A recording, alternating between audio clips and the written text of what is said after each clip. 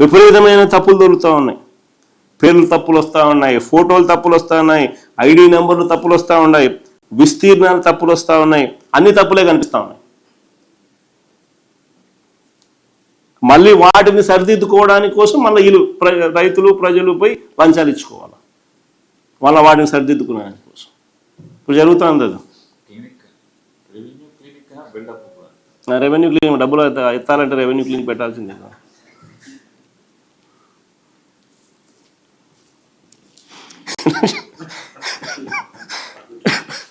పైగా ఇంకా ఆశ్చర్యకరమైన విషయం తెలుసా, మేము పాతిన రాళ్ళను, కొన్ని కోట్ల రాళ్ళను మేము పాతినాం. ఆ రాళ్లను ఈ ప్రభుత్వము, చంద్రబాబు ప్రభుత్వము, ఆ రాళ్ల మీద ఉన్న వైఎస్ఆర్ జగనన్న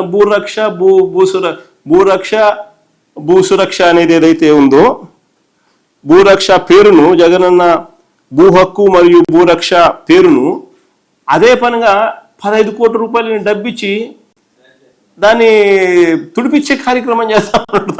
దాన్ని మిషన్లు పెట్టి దాన్ని పేర్లను తీపిచ్చే కార్యక్రమం చేస్తూ ఉన్నాడు. అంటే ఎంత పనికిమాలిన పని చేస్తూ ఉన్నాడు. దానికి 15 కోట్ల డబ్బు రాష్ట్ర ప్రభుత్వం డబ్బులు ఖర్చు పెడతా ఉన్నాడు. ఈయన రాళ్ళు ఇవ్వాల్సింది పోయి ఇవ్వకపోగా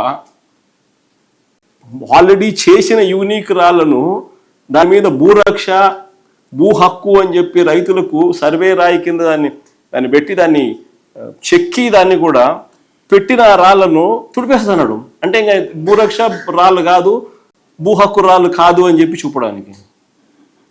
సో దాంట్లో ఉన్న యూనిక్నెస్ను దగ్గరుండి ఈయన తుడిచేస్తున్నాడు, తీసేసే కార్యక్రమం చేస్తూ ఉన్నాడు. ఎంత పనికిమాలిన పని కాకపోతే ఇదేందండి? ఎవడన్నా బుద్ధునోడు చేస్తాడు. అది ఆ అంబేద్కర్ విగ్రహం దగ్గర కూడా అంతే. దాని మీద అంబేద్కర్ విగ్రహం నేనే స్టార్ట్ చేసిన, ఫౌండేషన్స్ వేసిన, నేనే దాన్ని కమిషన్ చేసిన, కంప్లీట్ చేసిన.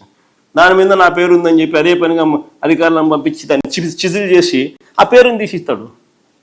ఎంత పనికి మాలినోడు ప్రపంచ చరిత్రలో ఎవడు ఉండడు. ఇప్పుడు నా పేరు ఆ నుంచి తీసేస్తే మాత్రం ఆ అంబేద్కర్ విగ్రహం ఎవడు కట్టాడని తెలీదా? ఈ రైతులకు సర్వేలు ఎవడు చేయించినాడు? ఇంత వ్యవస్థలు ఎప్పుడు వచ్చినాయి?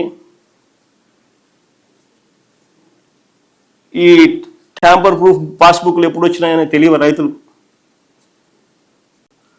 ఎంత పనికి మాలినోడు అంటే అంత పనికి మాలినోడు.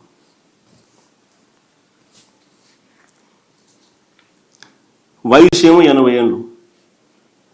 మా నాయనతో పోటీ కదా దేవుడు ఎరుగు. ఆయన కొడుకు వయసులో కూడా నాతో పోటీ పడడానికి కూడా ఇబ్బంది పడతా ఉన్నాడు, అవస్థ పడతా ఉన్నాడు.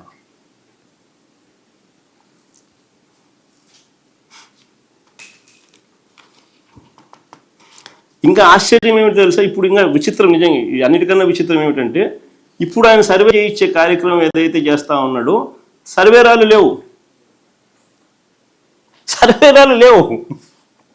అంటే ఏ రాయి పడితే ఆ రాయి పెట్టుకోవడము, అదే సర్వే రాయి అని చెప్పి రేపు పొద్దున ఎవడైనా కానీ చూపించవచ్చు.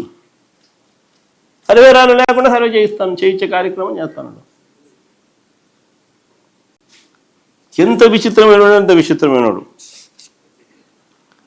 సర్వేరాళ్ళు ఉండకపోతే సర్వే ఎలా జరుగుతుంది? ఏ రాయి పడితే ఆ రాయి నాటితే సర్వే చేసినట్టేనా? సర్వేరాళ్ళు డిస్టింక్ట్గా లేకపోతే ఎవరు పడితే వాళ్ళు రాళ్ళు మార్చరా?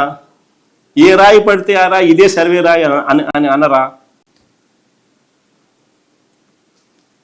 ఈ రోజుకి కూడా 100 సంవత్సరాల కిందట బ్రిటిష్ వాళ్ళు సర్వే అప్పుడు నాటిన రాళ్ళు ఈ రోజుకి కూడా అక్కడక్కడ కనిపిస్తాయి.